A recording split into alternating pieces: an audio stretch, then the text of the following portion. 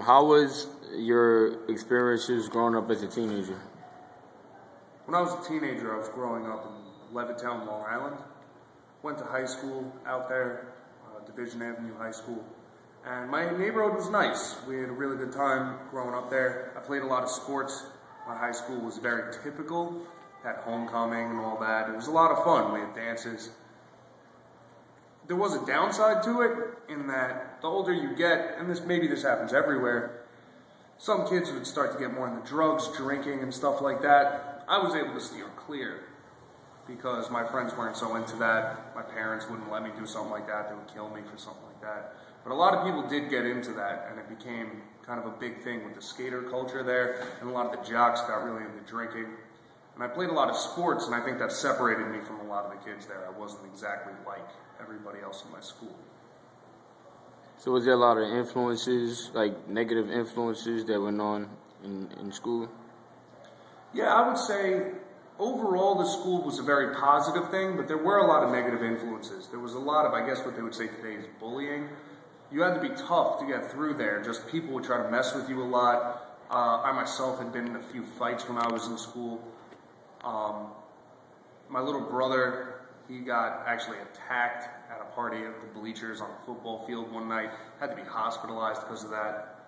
And a lot of that had to do with more the culture than anything else. Like I just said, that some people, they drank, they did drugs and stuff like that, but they were mostly calm about it.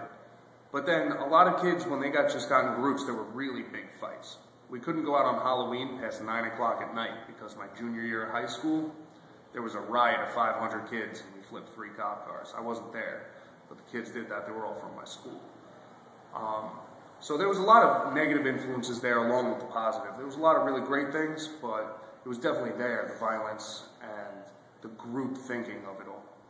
Now what about as far as your neighborhood? Was there a lot of negativity going on? My neighborhood overall was actually a really nice neighborhood. It was suburban. We had a very safe neighborhood. There wasn't a lot of crime. Most of the crime was teenagers just screwing around, breaking stuff. Nothing too bad. The cops were usually kind of calm with things. If a kid would get in trouble, they would bring them home mostly to their parents, let their parents deal with it. So it was very safe.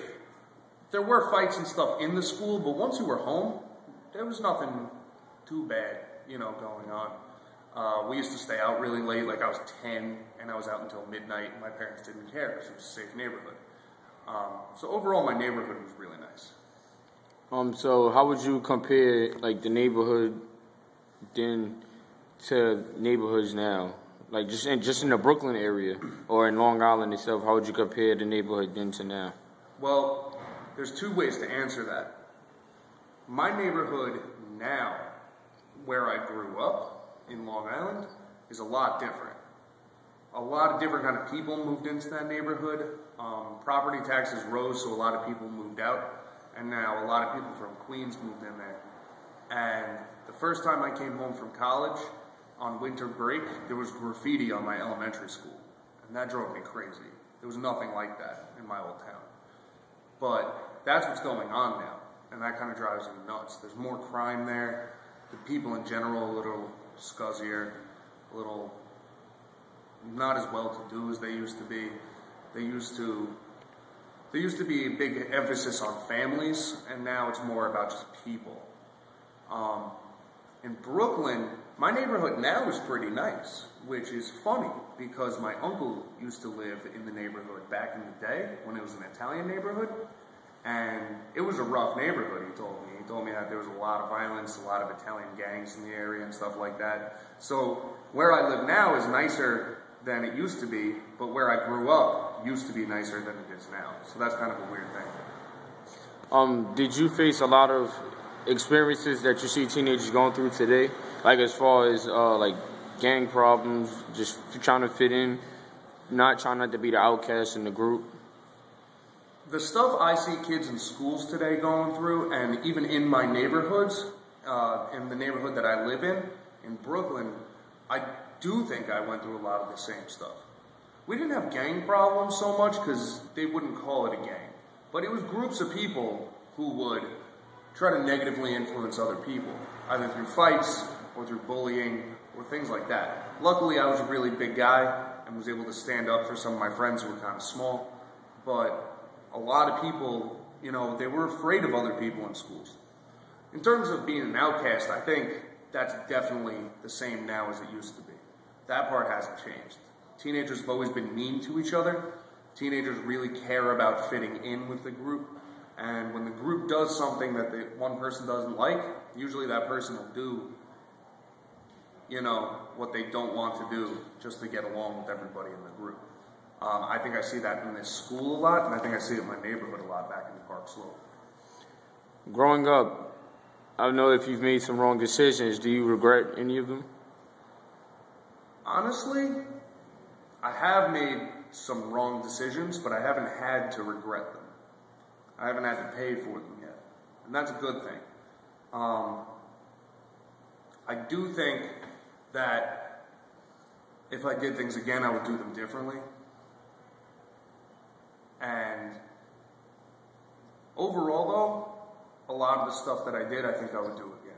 I think I made a lot of right choices, but there were some situations that I was forced into that I would have really rather not have been forced into those situations. So what advice would you leave for the youth today, or for me? Honestly, I would say listen to old people. Their advice is usually pretty good. And, you know, overall, I think a lot of the stuff that I did that carried me through was about, you know, believing in myself and not really worrying about a lot of other people. I had a close group of friends who were really good friends versus other people who were friends with a lot of people, but they would get stabbed in the back a lot. So I think you should have a small group of tight people, worry about your family, and like I said before, when, you know, your grandma says something to you in your ear, you should probably pay attention, because my grandma's always been right. And as far as the street? Out on the street, I'd say stay off it as much as possible. And when stuff's going down, you know what? You got to prioritize what's going on with your life and try to think into your future. And if something's going down on the street and you think it's going to negatively influence you, you can always leave. You may feel like you can't, but you can always leave.